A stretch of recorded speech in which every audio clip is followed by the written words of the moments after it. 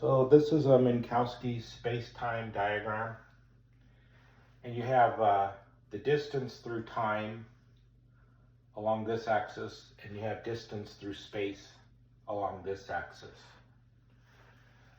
And so if you have an event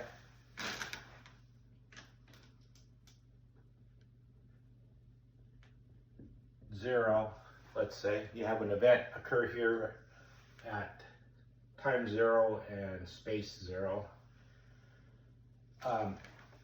These events can be affected by this event because let's say you have this event here. If you draw a line between the first event and this event, the speed that it traveled, the speed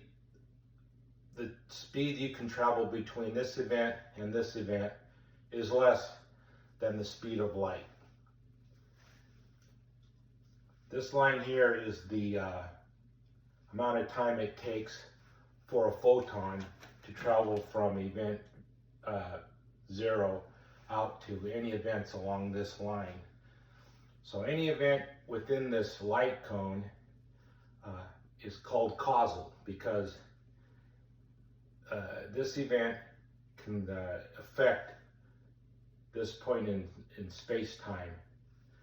And if some event happens here and a signal travels out, it can get to this point and affect this event too. So it's causal. These two events are causal to this event because both events are within this light cone, which means that you can travel from here to here less than the speed of light, and you can travel from here to here less than the speed of light.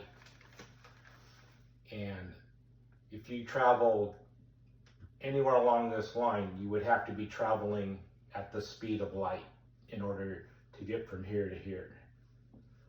Anything beyond this 45-degree angle, you would have to travel faster than the speed of light. So if something happens here, you would have to travel faster than the speed of light to cause an event here. But nothing can travel faster than the speed of light. So this event is non-causal. So anything lying outside this world line of a photon are events that you would have to travel faster than the speed of light from an event 0 to some event out here, which is impossible. So this event cannot have caused whatever you're seeing over here. And so in terms of space, if you see an event at space 0 and time 0, and then you see an event out here at some billion miles away at some time here, if that billion miles away is you cannot reach by going less than the speed of light, then that's non-causal, that you can't, these events cannot be related. However, if you're out here and you see an event occur here, still the same distance away, billions of miles away, but it is now within the light cone. So this event could have been caused by this event. It is causal because you can travel to it less than the speed of light. So that's how you read this Minkowski space-time diagram in terms of causality.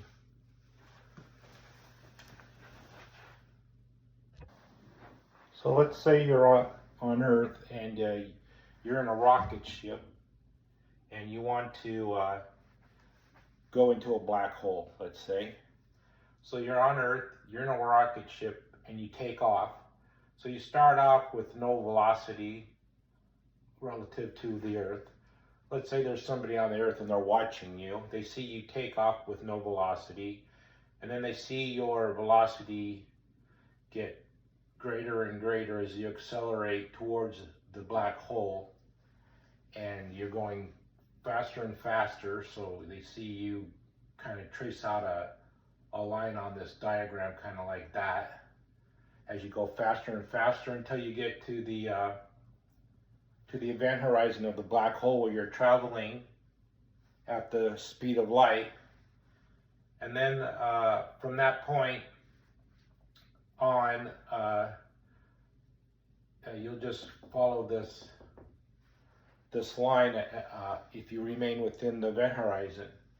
Then if you are lucky enough to return, you would come back to Earth, come back to where you started here. So in the dimension of space here, you start out here and then you return here. You started out at time 0 and you return back to Earth at some other time, sometime in the future. So you start out at time 0, you go faster and faster in your rocket ship till you get to the event horizon of the black hole, where you're traveling at the speed of light.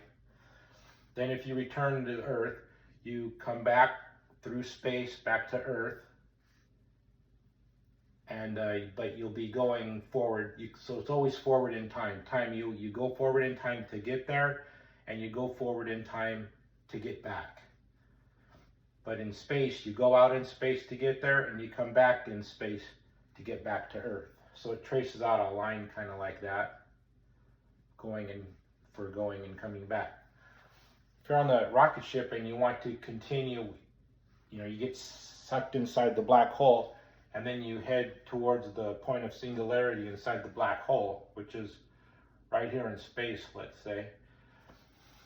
Then you slow down. You trace out lines. You would trace out a line kind of like that, I guess. And so you slow down. So now you hit the point of singularity, where you're no longer traveling through space, but you continue to. Well, the thing is, inside the black hole, space becomes our time. So this, to a person inside the black hole, this would be their time, and this would be their space, and this would be their time. So when they get to the point of singularity, they feel like they're not moving through space. They're not moving this way through space. All their movement is this way through time. So inside the black hole, the observer sees this as their time axis. And outside the black hole from Earth, if we could see inside a black hole, we would see this as our space axis. It's flipped around. Their axes are flipped around from our axes. So to them, they feel like nothing's changed. But from our point of view, it looks like their time is our space and their space is our time. So when they get to this point of singularity, they're no longer moving through our time, they're moving through our space. But to them, they're no longer moving through time, they're just sitting there in space. And you'll notice that to do this, they travel backwards. At this point, they travel backwards in time to get to the point of singularity. They continue to move forward through space, but they travel backwards through time to get here. So matter always moves forward through time, and antimatter moves backwards through time. This is all from the point of view of an observer on Earth.